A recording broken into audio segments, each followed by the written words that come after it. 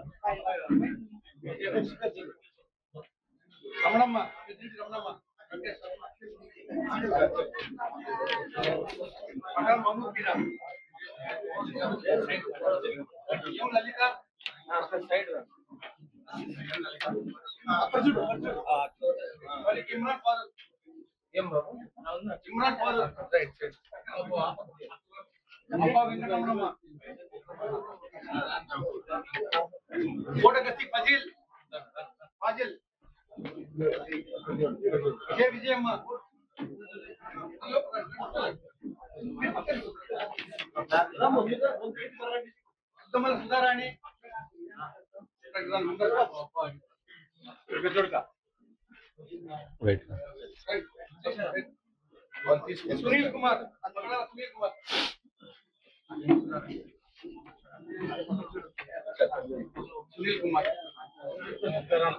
ये वेंकट भैया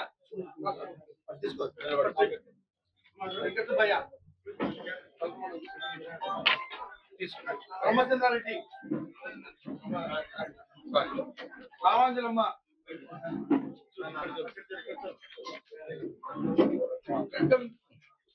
जयवरेड्डी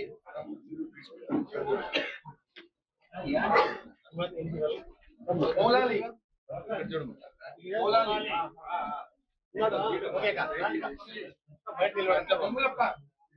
అంతా బయట ఉండమని చెప్పి తీసుకున్న వాళ్ళందరినీ ఉండమని చెప్పి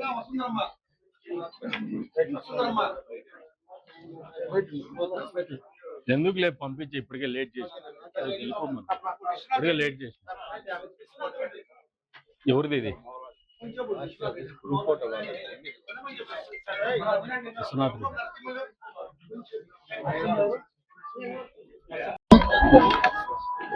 గతంలో ఏ ముఖ్యమంత్రి కూడా పేదలకు కానీ లేదంటే ఆరోగ్యపరంగా ఇబ్బంది పడినటువంటి కుటుంబాలకు కానీ ఆర్థిక సహాయం అందించే దాంట్లో ఒక వినూత్నమైనటువంటి పంతాలో ముఖ్యమంత్రి చంద్రబాబు నాయుడు గారు తీసుకున్నటువంటి నిర్ణయం మేరకు ప్రతి వారం కూడా దాదాపు నియోజకవర్గంలో లక్షలాది రూపాయలు వైద్య ఖర్చుల నిమిత్తం ఖర్చు పెట్టుకున్నటువంటి కుటుంబాలకు సహాయం అందజేయడం జరుగుతుంది ముఖ్యమంత్రి సహాయం ద్వారా. అందులో భాగంగా ఈ రోజున 60 మందికి 57,96,755 రూపాయలు, దాదాపు 60 లక్షల రూపాయలు డబ్బులు ఈ రోజున మంజూరు చేసి 60 కుటుంబాలకు 60 లక్షల రూపాయల వరకు అందజేయడం జరుగుతుంది.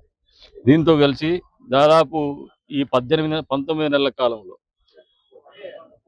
3,58,94,000 రూపాయలు ఈ నియోజకవర్గంలో ముఖ్యమంత్రి సహాయ నిధి ద్వారా అందజేయడం జరిగింది. ఇది ఆల్ టైం రికార్డు. ఇంతవరకు ఏ ఎమ్మెల్యే కానీ ఏ ముఖ్యమంత్రి సహాయ నిధి ద్వారా ఏ ముఖ్యమంత్రి కానీ ఇంత పెద్ద ఎత్తున ఈ నియోజకవర్గంలో ఆర్థిక సహాయం అందించినటువంటి దాఖలాలు గతంలో ఎప్పుడు కూడా లేదు. ఇంకా కొద్దిమందికి ఇబ్బంది పడుతున్నారు పాపం. ఇందాక అబ్బాయి చెప్తున్నాడు 25 లక్షల రూపాయలు ఖర్చు పెట్టుకున్నాను, నాకు 68,000 మాత్రమే వచ్చింది, నాకు వడ్డీకి కూడా సరిపోదని చెప్పేసి. బహుశా ఏదైనా బిల్డింగ్ లో లోపాలు ఉన్నాయేమో కరెక్ట్ చేస్తాం, మళ్ళీ ఒకసారి అప్పీల్ చేసైనా ముఖ్యమంత్రి గారితో ఆ కుటుంబానికి సాయం చేసేటువంటి పరిస్థితికి తీసుకుపోతామని చెప్పేసి కూడా ఈ సందర్భంగా తెలియజేస్తాను. ఇన్ని రకాలుగా ఆర్థిక లోటు ఉన్నటువంటి ప్రభుత్వం నడుపుతున్నప్పటికీ ముఖ్యమంత్రి సహాయ నిధి ద్వారా పేదలకు కావచ్చు లేదంటే ఆరోగ్యపరంగా ఇబ్బంది తలెత్తి ఆసుపత్రిలో వైద్య ఖర్చుల నిమిత్తం ఆరోగ్యశ్రీ కింద రానటువంటి ఎన్టీఆర్ ఆరోగ్యశ్రీ కింద రానటువంటి చికిత్సల నిమిత్తం కావచ్చు ఖర్చు పెట్టుకున్నటువంటి వాళ్లకు ఇతోధికంగా సాయం చేస్తున్నటువంటి ముఖ్యమంత్రి గారికి నియోజకవర్గ ప్రజలందరి తరఫున ధన్యవాదాలు తెలుపుతాను. అంతేకాకుండా ప్రతిపక్షాలు కూడా ఆలోచన చేసుకోండి, ప్రజలు ఆలోచన చేస్తా ఉన్నారు. ఈ రోజున ఇది ఒక చర్చనీయాంశం ఈ నియోజకవర్గంలో. వారం వారం ఇన్ని లక్షల రూపాయలు ముఖ్యమంత్రి సహాయ నిధి ద్వారా అందించడం గతంలో ఎప్పుడైనా జరిగిందా? కొన్ని ఆలోచన తలం పైన వచ్చిందా? ఇన్ని చేస్తున్నప్పటికీ కూడా ఇప్పటికీ వ్యక్తిగతంగా దూషణ చేసేదానికి మీరు దిగుతున్నారు తప్పితే నిర్మాణాత్మకంగా మాట్లాడలేనటువంటి పరిస్థితుల్లో మీరు రాజకీయాలు చేస్తున్నారు.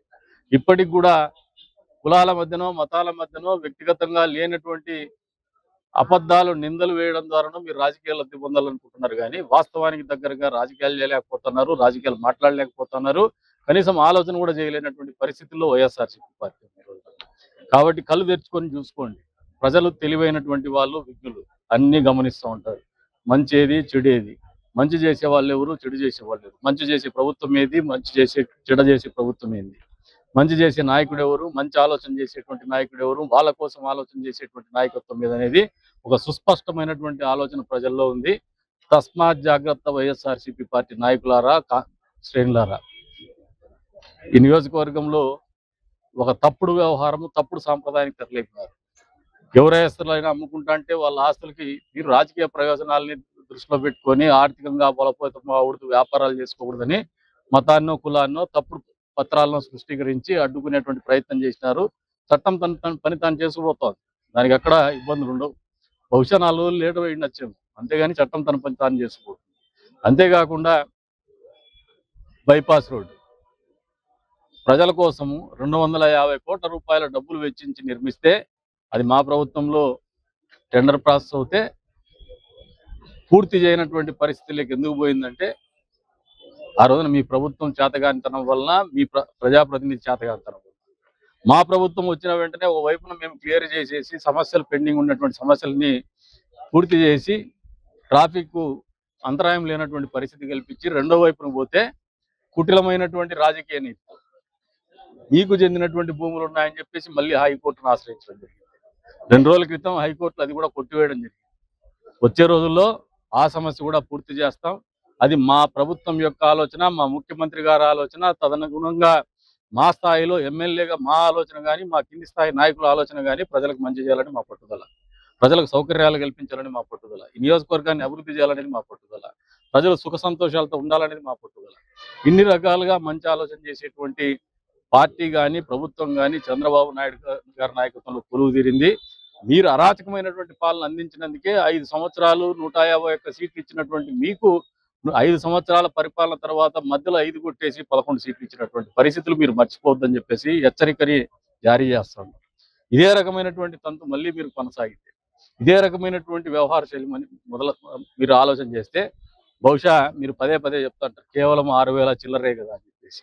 మీరు 700తో కూడా గెలిచినారు. ఆ రోజు కేవలం 700 అని మీరు అనుకోలే.